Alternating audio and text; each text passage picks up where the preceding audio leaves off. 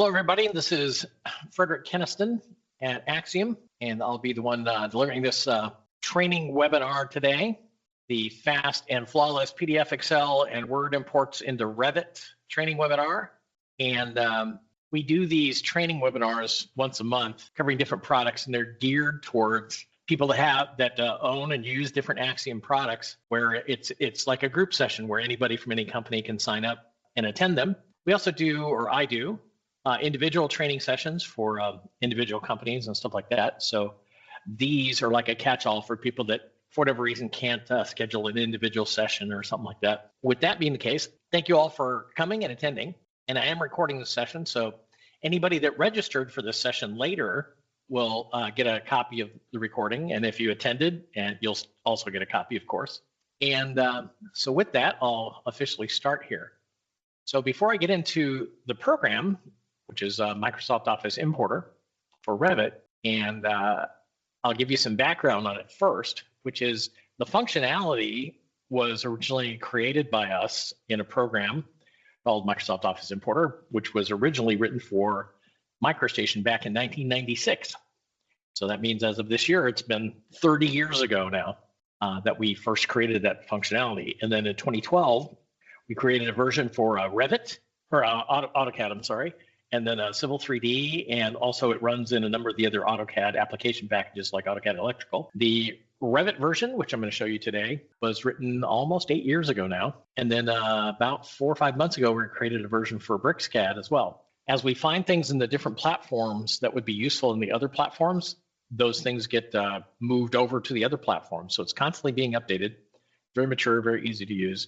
And I'll show you all that as we go here. So here we go for the Revit side of things. Now, when you install one or more Axiom products into Revit, and then you open a project, you'll see this Axiom tab here in your ribbon area. And you'll see these buttons in the upper left are the program. Now, what you do is what I'll start with, I should say, is I'll go out to Excel and I'll highlight a section of it and do a copy. I'll go back to Revit, and then I'll click this first button, which is Paste Clipboard.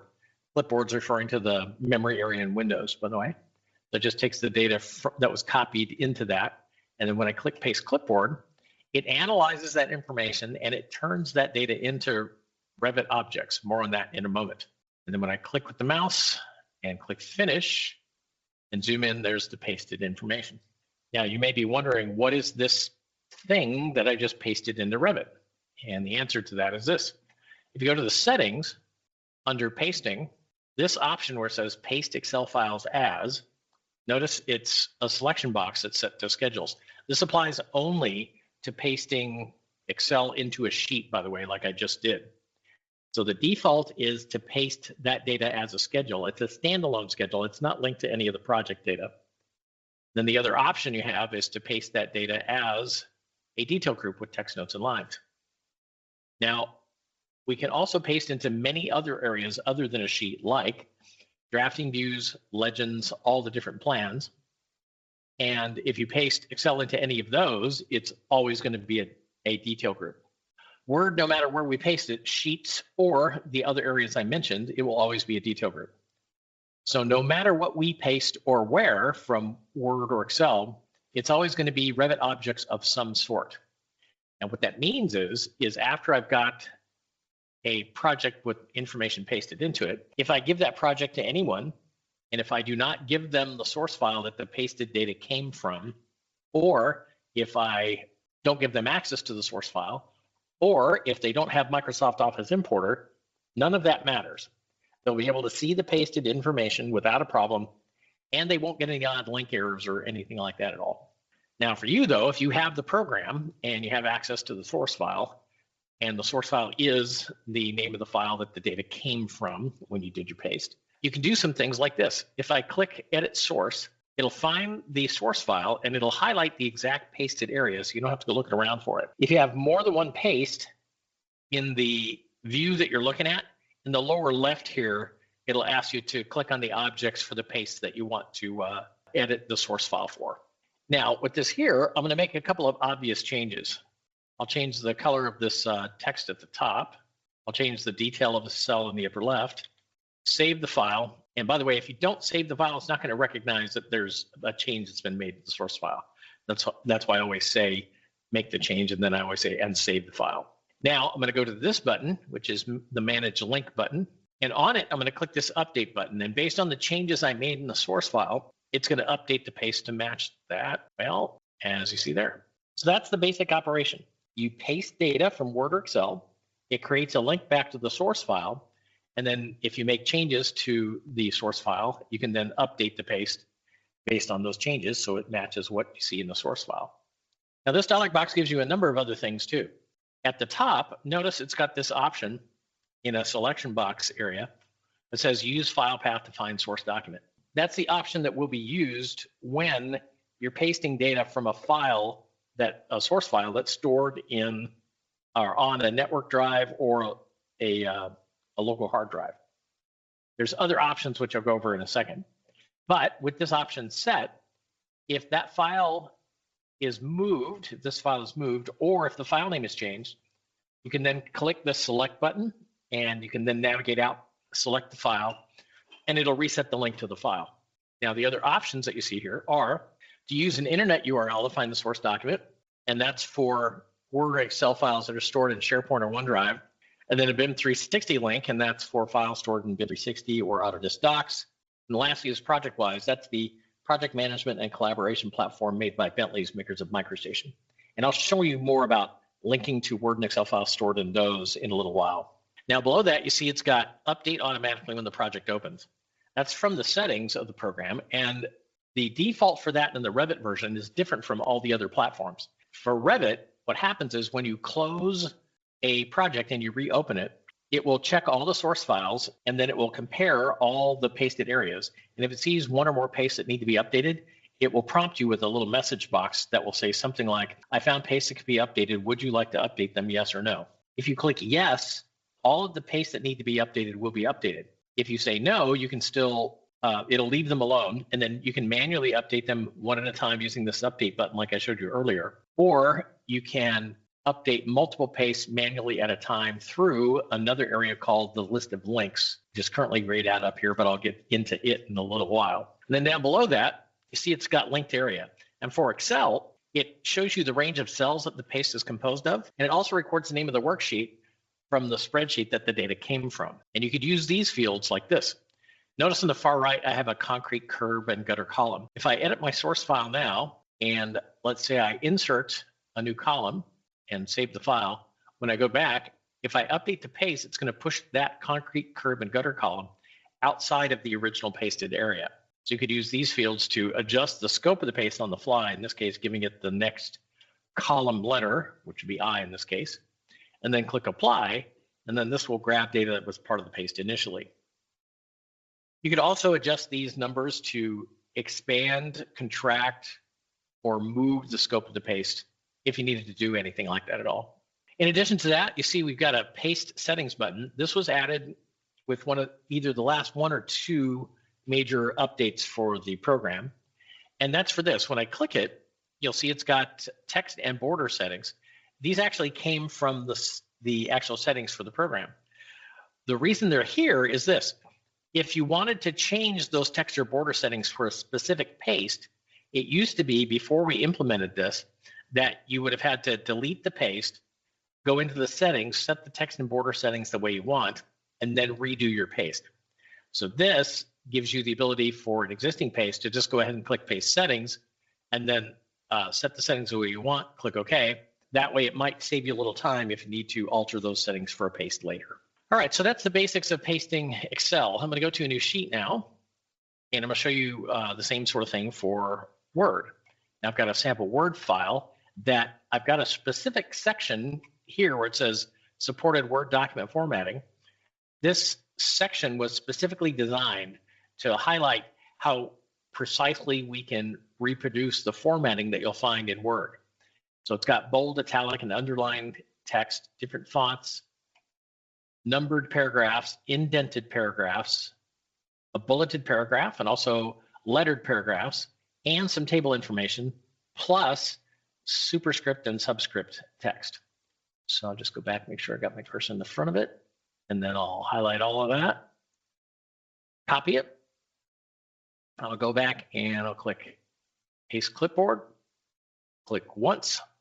Now when I click finish, it's going to show me this message box. All this lets you know is that when you use paste clipboard button, which is what I did, it creates a bookmark in the Word document to keep track of the exact pasted area. So that's how we do that for a paste from Word where you've selected the section. It also lets you know that we implemented within the last, I don't know, 3 or 4 versions, a new button here, paste file, which I've got grayed out, you see in the upper left here. And that allows you for Word to click it and grab an entire Word file. And if you use that button, it doesn't have to create a bookmark. It'll just put the program into paste mode, and then you can paste the entire Word file. So that's all this message box lets you know. Now, when I zoom in, that formatting that I showed you in Word, you'll see is very precisely reproduced here. The formatting is so important to the product manager that he's told anybody handling Axiom support that if we get any sort of report of a formatting issue at all, he wants to know about it right away, and he'll work with the programming team to help make that better. And this is linked back to the source file, and I'm going to show you one thing about this that you may have to care for related to linking to Word. So if I edit my source, notice when I do so, it highlights the exact pasted area, and that's because of the bookmark that's used to keep track of the scope to paste. Now, if you click and you lose that, then you can go back to your Insert tab, go to Bookmark, and this is the name of the bookmark. If I double click it, it'll notice it'll re-highlight it again. Now, the reason I did that is this. I'm going to go to Home, and under Paragraph Group, I'm going to click this button to hide or show formatting. So this turns on paragraph marks, space marks, things like that. The reason I did that is you'll see here at the very end of the paste is a paragraph mark. And the reason I'm showing you this is this. If you wanted to add data to the end of this, or since I took it from kind of the middle of the Word file to the beginning of it, you have to then make sure that whatever you add is part of that bookmark area. Because if you don't, it's not going to recognize that it's part of the paste.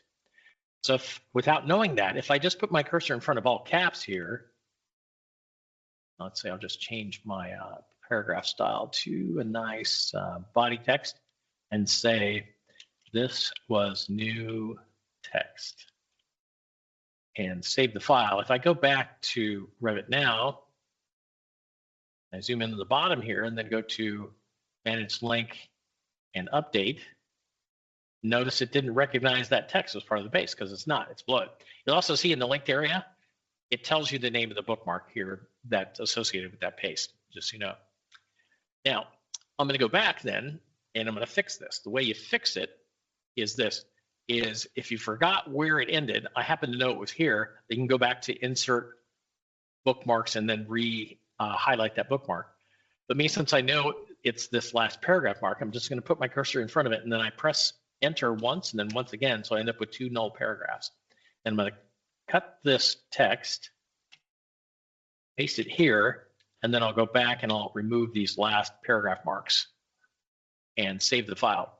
Now you're going to check your work. You're going to go to Insert Bookmark, double click, and then scroll down to the bottom and make sure that that data is now part of the paste, which it is.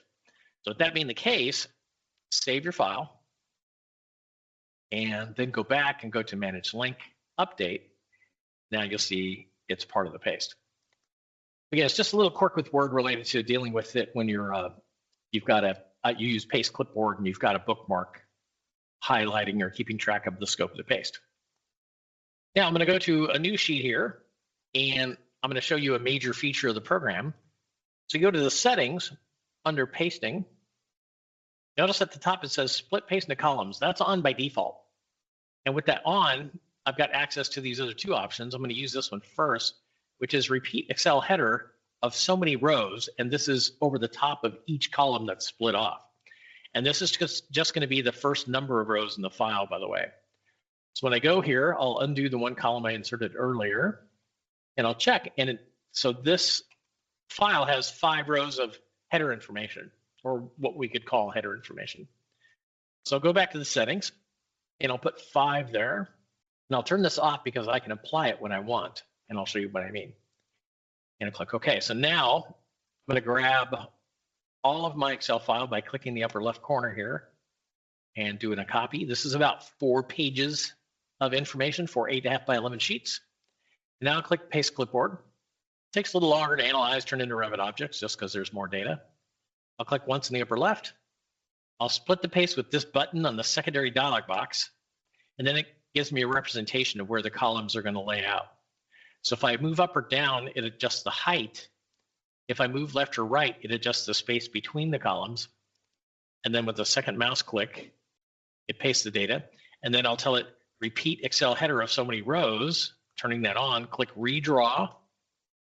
It copies the header information over any column that's split off, and then I click finish. When I zoom in, there's the paste. So I'm going to show you splitting a word paste in a column too, but I'm going to use it to help me show you something about the program that's not obvious from the program interface, a major feature. So before I do that, I'm going to show you a couple other things first, and then I'll come back to splitting a word paste into columns. So I'm going to move to this button, list of links, and this gives you a dialog box called the list of links, dialog box as we call it, that shows you all of the Microsoft Office importer links in this project.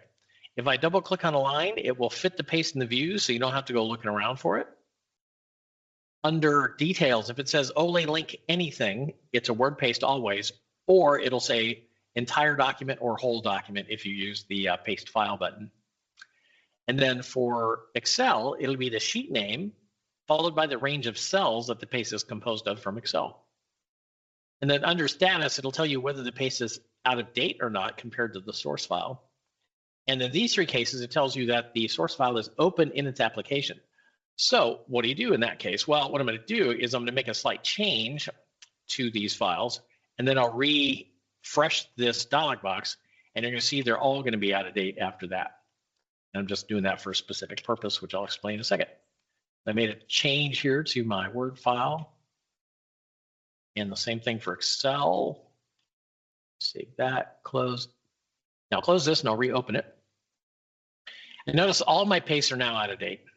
So if you see one or more pastes out of date here and you want to update them manually, you can use your left mouse button and then your Shift or Control key on your keyboard. Select the ones you want. Then click this update button. And this is how you manually update more than one paste at a time. Depending on how many pastes there are and how big there are, it can take longer or shorter. And there you go. Down at the bottom, you see there's a bunch of buttons. Fit in view is the same as double clicking on a line. It fits the paste in the view. Manage opens the manage link dialog box, and notice the bookmark is listed here in the linked area for the Word file. And then edit source you can do from here. Open location. If these files are stored on a local or network drive, this will open File Explorer into that folder if you need to look around there for whatever reason. If the file is stored in SharePoint, OneDrive, or the other platforms I mentioned earlier when I was going over the Manage Link dialog box, it'll open that location as long as you have the credentials for that, and I'll show you more of that in a little bit. Check status, I'll get back to. Update, I explain, and delete, I'm going to do that. Set up the next thing I want to show you. All right, so now I'm going to show you how to deal with and link to files that are stored in one of the platforms I mentioned earlier, like SharePoint, OneDrive, BIM 360, Autodesk Docs, or ProjectWise. Now, me as the Director of Certification here, I have access to a bunch of different testing platforms, so I'm going to use one of my SharePoint ones. What I'm going to show you here will apply to the other platforms too. So here's a Excel file. If you try to open an Excel or Word file in one of these platforms without doing any setup, the way Microsoft Office products are set up is they will try to open it. In fact, they will open it in the web-based application, but that's not what you want. On the right of that menu area of the web-based application, it'll say editing or viewing, one or the other. And you click that, at the bottom of it, it'll say open in desktop app. That's what you want. Me, I did a little setup. So what happens is I click once and then once again, and it saves me a mouse click or two just to open a file stored in one of those locations. So now when you're here, it's just like you're dealing with the file on a local or network drive. You just highlight what you want, do a copy, go back and click paste, finish, and now I'm going to make 2 quick changes. Again, just obvious changes. Change the color of that text, and I'll change the detail of the cell in the upper left. save the file and close it. Now, zoom in just a touch. When I go back to the list of links, you're going to see under source column here that it gives you the full URL to that file. So you know exactly where this is stored, that it's not on a network or drive or a local hard drive. So this being the case, if it was SharePoint, OneDrive, M360, Autodesk Docs, or ProjectWise, it'd be very obvious right here that that's the case. Notice under status, it says unknown. Now the reason for that is, unlike a file stored on a network or a local drive, we can't directly check whether the paste is out of date or not. So that's what this check status button is for. As long as you have the credentials to access that file in that location, when you click check status, it'll go out, it'll check it, and then it'll update the status, letting you know if the paste is up to date or not. If it's out of date, then just like the file was stored on a local network drive, you select it, click update, and then it would update the paste, as you see there. That's all I have for that. Now I'm going to delete that, close, and reset this, reset my view. And now I'm going to show you splitting a word paste into columns. And like I mentioned a little earlier, that I'm going to use this to help demonstrate a feature of the program that's not obvious from the program interface. So I'll go out on disk here and open up my Word file. This is about 4 pages of data, similar to my Excel file. So I'll highlight all of it, copy it, and when I split it into columns, I'm going to leave the columns kind of short, so I end up with 2 split off to the right here. All right, so the reason I did this is about 6.5 years ago, I showed splitting a word paste into columns in particular to a person that was interested in the product. And when I showed it to him, he liked it a lot. And then he told me he had this problem, that he has a client that would, when he did Revit projects for that client, I should say, the client would give him a Word file that contained 128 pages of specifications. And the client required that he make that data from the Word file part of the sheets in the Revit projects that he put together for that client. So when I showed him this, what he said was, I would like to paste all of that Word file, all 128 pages, into one sheet, splitting it into columns. And then he said, I'd like you to give me the ability to grab columns that are split off, cut them, I just use Control X for that, go to a new sheet, and then paste them in. And he said, when I do that, I still want those columns to be part of the same paste, so that later, if that person gives me an updated version of that Word file, I can update the paste and it'll update the columns even though they're split off onto other sheets. So we did that for him. We modified the program to be able to do that. So that works for both Word and Excel in all the areas we can paste into. So you can go sheet to sheet, drafting view to drafting view, legend to legend, plan to plan. You just can't cross views or areas. Even Revit won't allow you to do that sort of thing. So there's that. Now, in addition to that, a little bit more than a year ago now, when you're in a view where you've got a paste that's split into columns, if you go back to the Axiom tab and then open the Manage Link dialog box, you'll see it's got a new button here, Resize Column. Now, in this scenario, let's say under columns 2 and 3 in my view here, I linked in some line work from a drafting view below them. And that means then under column 1, for whatever reason, it ends up with this big blank white area below it. And I say, you know what, I want to fill that in and make it look a little neater. If you click Resize Column, click on the column you want to resize, and it automatically grabs the bottom of the column. I don't even have a hold of my mouse right now, but I'll grab my mouse and then I'll just pull it down. And then click once, and then click Apply. And then that causes us to look at the rest of the paste, grab data from it to fill that in. And now it's longer. And then when I go back to the second sheet, you'll notice the 2 columns that were there, the last column's no longer needed because of how much data it pulled from the rest of the paste to fill that first column in. So it automatically updated it in that regard. All right, so that's the major features of the program. Now what I'm going to do is I'm going to go into the settings to wrap this up. And there's also one aspect of the settings which I'll cover when I get into the scale area to help with something that you may run into and how to mitigate something that I'm going to talk about here. So first I'm going to delete this paste. And now we'll click the settings button, which is the last button here. So at the top of the settings dialog box, notice it says Microsoft Office Importer Settings, has a little dash. And then the next thing it gives you is the name of the currently loaded settings file. Now, all settings files for our Axiom programs end with .ini. That just means initialize or initialization, just so you know. Now, the reason I'm telling you this is different customers will often create different settings files for work that they're doing for different customers or for different projects. And the way they do that is they'll go File, Save Settings As. They'll give it a project name or customer name, whatever is appropriate. And then they'll change settings as they want for doing work for that particular project or customer. And then they'll go File, Save Settings. And then when they're going to do work for a particular customer or for a particular project, they'll go File, Load Settings, and they'll load whatever settings files are appropriate and then do their work. Now, categories. Text. By default, the program uses the same font as the source document. That's going to get you the most exact match to the formatting that you'll find in Word or Excel.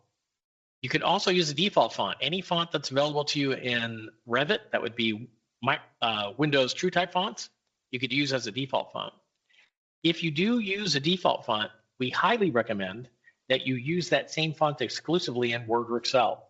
The reason for that is to keep from running into formatting issues, which might occur because it's having to map from one font to another.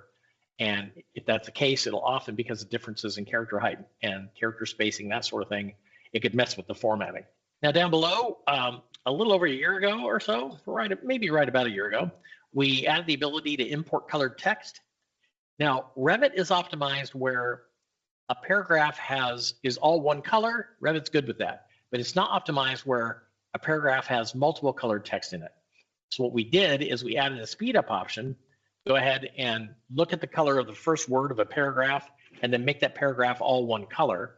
That just kind of speeds up the importing of it. But if that's not what you need and want, turn off the speed up option and know it'll just take a little bit longer to import.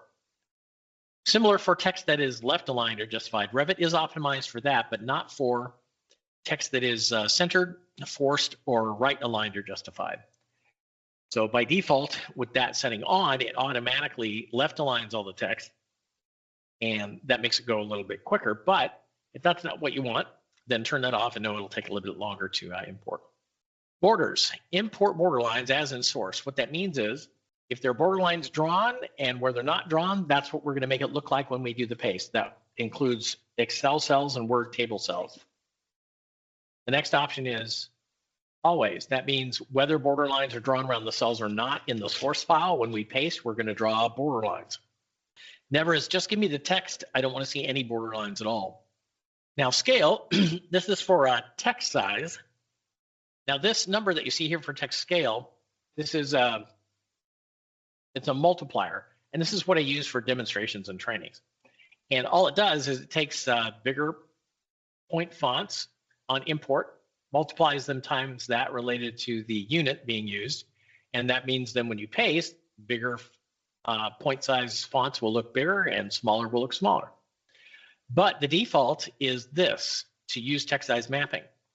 And what the program does is when you install it, is it gives placeholder information for imperial projects and separately for metric projects. And that placeholder data is right here. You can just highlight all this, delete it if you want, and then you can just put in the point sizes you want, or you can just edit them directly too. So if you want 12-point text to map to 3/16 or some other size, you can just edit it right here. And then go File, Save Settings. And then when you paste with this settings file loaded, it will always map 12-point text to 3/16 and the others as you have them set. Now, since I'm here in scale, I'm going to talk about font mapping issues, which I mentioned briefly about when I was talking about default font. So a font mapping issue is you'll normally run into when you're pasting with a default font, and you end up with text that is too big to fit in an area of like a table, either a Word cell or a Word table cell or an Excel cell. So what I'm going to do to demonstrate this and then give you a couple different ways to handle these things if you run into this at all is I'm going to grab a nice copper plate Gothic bold as my default font. And then I'm going to go back to my Excel file, example file, and I'm going to modify just a little bit. I'm going to tighten the columns down to the text so that they're just wide enough to display the text in the column. And save the file. Now notice the text here is Arial 10 point, wherever I go. So now I'm going to grab a swatch of this. Actually, let me save it first. Forgot to do that. And now I'll copy it. And now I'm going to paste this with the default font, the bold, the copper plate Gothic bold, and finish. And when I do so, you'll notice there's all sorts of text that is not displaying, and then we have the length, wrapped here and stuff like that. So this is a very severe font mapping issue, and you might run into some less severe ones, but this I use for example purposes because it's obvious, really in your face. Now, if you see this, there's 3 different ways to handle or mitigate such a font mapping issue. One of them I've already named, which is use the font use the same font that you're using as the default font exclusively in Word or Excel, and then you can format the column widths and row heights and things like that as needed to make sure it displays right. And then when you copy and paste, then that formatting should be fine. The other way is, and these are not mutually exclusive, by the way, you can use these in combination with each other, is go to the file and you can adjust the column widths and the row heights as needed. And this you might have to dial in a bit. It could get a little tedious depending on how many rows you're trying to work with this here. Or you can there's a little bit more automated ways in Excel to select all the rows and say change the row height to this, that sort of thing. So it doesn't have to be too tedious. Anyway, save it after you make the changes and then go back and then go to the Manage Link dialog box and click Update. And let's try it again, Update. And you see it made changes based on those changes I made, and some of these you still can't see, so you'll have to go and adjust those. So let me undo this. Again, that was the second option. And the third is a setting there in the scale area. That's why I stopped there to do this here. So when I go to settings under scale, these options, width padding and height padding, these control a couple of things. One is they control the blank space around text in cells, whether that's Word table cells or Excel cells.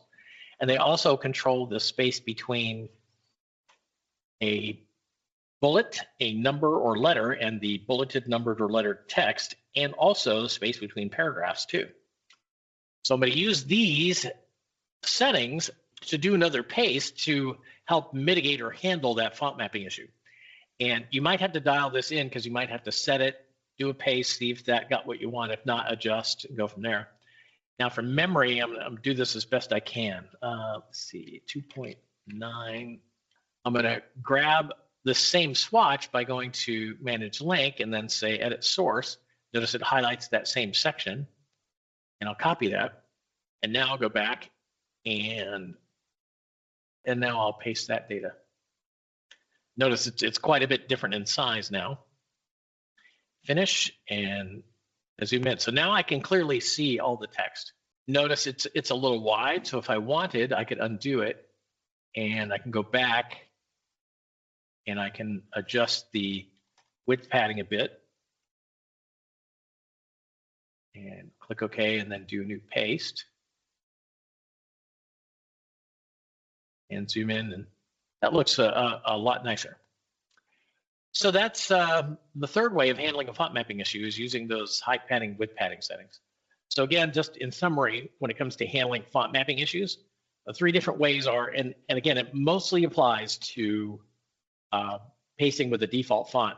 Although occasionally you might run into an instance where, because occasionally, sometimes you run into where Revit handles a true type font a little bit different as far as size wise, mostly in the width, than the Microsoft font, true type font itself. And if that's the case, if you've run into something like that, sometimes a small adjustment for the width padding from the default 1.3 to 1.4 will handle things like that if that happens. It's rare that happens, but it does happen occasionally. So the summary is, to mitigate a font mapping issue, usually happens when you are pasting with the default font, is again to use the same font exclusively that you're using as a default font in Word or Excel, and then paste from there. 2 is to adjust the column widths and row heights in the Word table or Excel cells. Save the file and then paste, and then you might have to dial those in a bit.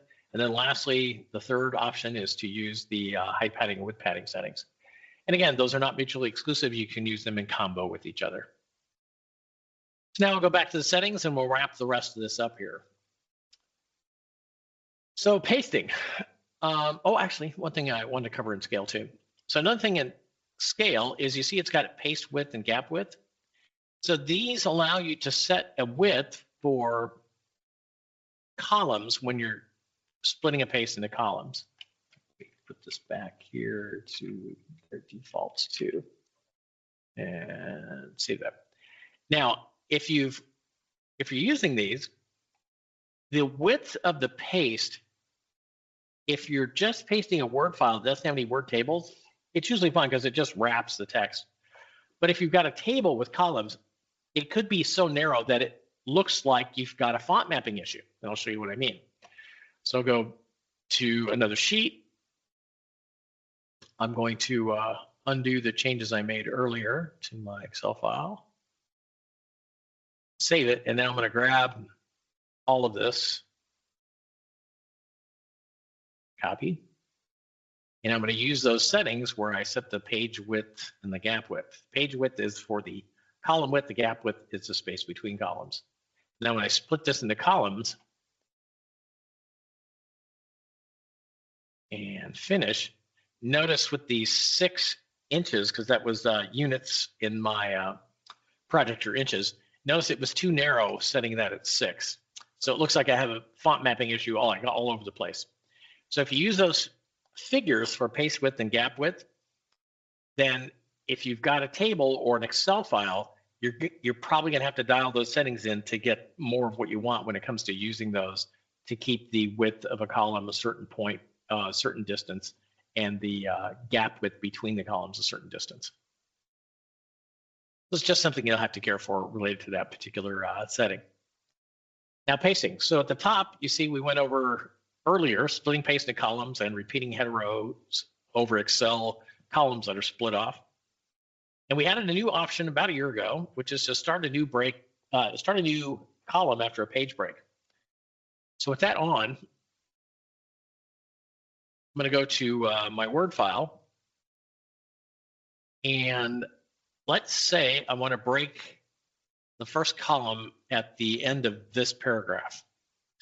So if I do that, I put my cursor at the beginning of the next paragraph, and then I right-click, go to Paragraph on the menu, go to the Line and Page Breaks tab, and then go to the Page Break Before option, turn that on, click OK. Notice that pushes that paragraph to the top of the next page. And then save the file. I'm going to grab all of this. This is about, again, 4 pages of data. And now I'm going to paste it. Actually, you know what? I'm going to use the Paste File button because I hadn't shown you that earlier. So you just grab it, click Open, and it puts you right in paste mode. So now I'll click. Oh, I might have had, go back here, hang on. Make sure I didn't have my scale. Yep, I still had those. Let's do this again. So I click, and when I split it into columns, watch what happens. So you see that first column where it's got the squiggly line or kind of broken line at the bottom? That is broken by that page break that I set in Word. So now I can adjust the other columns. They'll go up or down based on where I put my mouse, and then click and finish. So again, that's a way you can break a column at a specific point if you need to. Now, it works the same way for Excel, but the way you insert a break is different in Excel. I'll just show you that right here. It lays out the same way with the column that's broken with the page break where it's got the squiggly line at the bottom. But the way you do that in Excel, insert the page break, is go to the column you want, or the row you want, sorry, and then go to page layout, breaks, insert page break, save the file. And then after you've copied it all and are pasting it and splitting it into columns, it'll again show the squiggly line at the bottom of the column as you're laying them out. All right, we're almost done here. Skip initial toolbox when making a paste. That's on by default, and that saves you a mouse click. Before, or with that off, it shows you a dialog box, which then you click and say select origin point and then paste. So it just bypasses that initial dialog box and you're right in paste mode. And then I showed you paste Excel files as earlier, but below that is a disable editing of pasted schedules. So this, all it does is it protects the schedules from Microsoft Office Importer when you paste them into a sheet from Excel. And when you double click on it, it just lets the person know that, hey, this program or this paste was pasted with Microsoft Office Importer, and if you want to make changes to it, then change the source file and update the paste with Microsoft Office Importer. PDF, so these are the default settings that you want for using our insert PDF tool. Now, what people did is they asked us to help make it so you could use or insert, either link or embed PDF files more than one page at a time if they're a multiple page PDF, because Revit's tool only allows you to do one page at a time. So we looked at it, we said, sure. So here's how it works. You click Insert PDF, grab a multi-page PDF, and notice when I do so, it shows you the pages as 1 through 4. If you wanted just pages 1 through 3, you could set that. If you wanted 1 through 2, you could set that. If you wanted pages 1, 3, and 4, you go 1, 3-4, that sort of thing. And then below that, you see scale is 1. So this is 1 to 1. It's 1 inch is my unit. So 1 equals 1 inch. You can scale it up or down with numbers or decimal points there. You can also scale by using 2 mouse clicks, and then you can link or import just like Revit's own tool. Now I'll click this button. Notice there's all 4 pages. So then I'll click once to start the placement, and then it's waiting for another mouse click to scale up or down. Click again. Finish. Now the good thing about this is in the background, what you didn't see is that we actually just used Revit's own tool to do this. All we did is we just put a different interface on it so you could paste a multi-page PDF, pasting all 4 pages at the same time in this case, or a number of pages at a time. Now because of that, because in the background we used Revit's own tool, after you've got the data pasted in, you go to Manage Links. At the bottom here, those 4 pages are right here. And you can now manage them just like you used Revit's own tool, which in actual fact you just did, you just didn't know you did. So whether the pages were linked or embedded, you could still manage them using Revit's ability to do so. And one more time, back to the settings. Linking. So by default, we create a link back to the original document and we set it to update automatically when the project opens. Now, if you want to do a paste where you just want to use the program to take Word or Excel data and make it look nice when you paste it, splitting it into columns, whatever the case you need to do, then all you need, and you don't need it linked back to the source file, is you just turn this option off. You can still use every other option and setting in the program. You could split the paste into columns. You could use a default font, set the scale factor for the text, whatever you need to do. After the data is pasted in, and you want to use the program as it was designed, go File, Load Settings, reload your settings file, and it'll reset the option. Updating. Again, the default for the Revit version is to, when you open a project, it'll check all the source files, check all the exact pasted areas, and if it sees any pastes that need to be updated, it'll prompt you with a message box. It'll say something like, I found pastes that can be updated. Would you like to update them, yes or no? If you click yes, all the pastes that need to be updated will be. If you click no, it'll leave them alone, and you can manually update them later in the different ways I showed you earlier. Now, all the other platforms for Microsoft Office Importer use this first option, which is to update all the automatic pastes without asking. So in MicroStation, AutoCAD, and BricsCAD, when you open one of those files and they've got Microsoft Office Importer pastes in them, then it automatically goes out and updates any paste that need to be updated without any intervention from you. Revit users wanted more control over that because sometimes, depending on how big a Revit project is, it takes a bit for it to open. So they didn't want to have an instance where they're trying to open a project and then because of the number of pastes in it, it then takes longer to open if it's just doing automatic paste. So we changed the default to ask before for them. That way, if there are pastes that need to be updated and they just need to get in and do something real quick in the project, then they can tell it, no, don't update the paste now, do what they want in Revit, and then later go back through the list of links or just close and reopen the project and then have it update the paste that way. Anybody can use any one of these options here, though, just so you know. And then experimental, we added the ability to import auto shapes from Excel. We gave the basic functionality because people kept asking for it. And auto shapes are things like conditional circles where a unfilled circle means one thing, half filled means another, filled means another, things like that. People didn't give us a lot of data though about what other settings and options they wanted. So we added the basic functionality, which people told us they did want. And then we asked them in this panel to experiment with it and give us some feedback and ask them to please send their feedback and any sample files to our support email address that you see here. And then eventually what will happen is this will eventually become an auto shapes category as opposed to experimental. And they'll have other settings and options based on what people told us they wanted. And at the bottom in the program proper, you have match. So match allows you to click on a paste that you like the text and border settings of. In other words, you want to do another paste that looks like that when it comes to those settings. So you click match and then click once on that paste and then once again to confirm that selection. And then it sets the text and border settings to match that particular paste. And then you can do another paste or more than one that looks like that one. So that's all for the program proper. Now, if you need help using the program, go to the settings button. And on the right here, you'll see a help menu. Go to help, contents. That opens a PDF documentation and you can get help here. Now I'm going to scroll down to the table of contents because there's a number of different things I'm going to point out here that will be of good assistance to you, depending on what you're running into. So in this section here, chapter 6 and below, it goes over all the different buttons, options, settings, that sort of thing. And then you'll see it's got data on the BIM 360 support, how that works, project-wise support, SharePoint and OneDrive support, different technical details, also advanced topics and troubleshooting as well. So there's a lot of data here that can assist you. But if you need help beyond that, or you just want to talk to us and get help directly, it's totally fine. Then go to the help menu again, go to help about.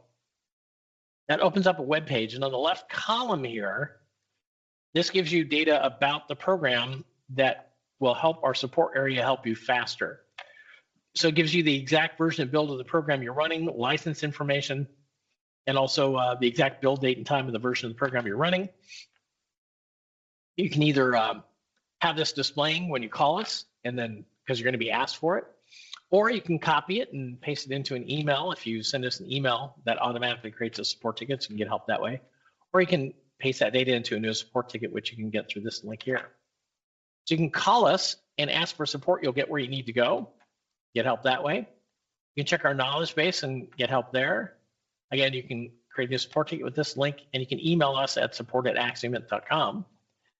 And if you use that email address, it automatically creates a support ticket, so you can get help that way. That email address can also be used for a number of other things, like if there's some workflow issue that you're running into using the program, and you want to request that we look at modifying the program to help accommodate that workflow issue, you can make such requests by either calling us or sending an email.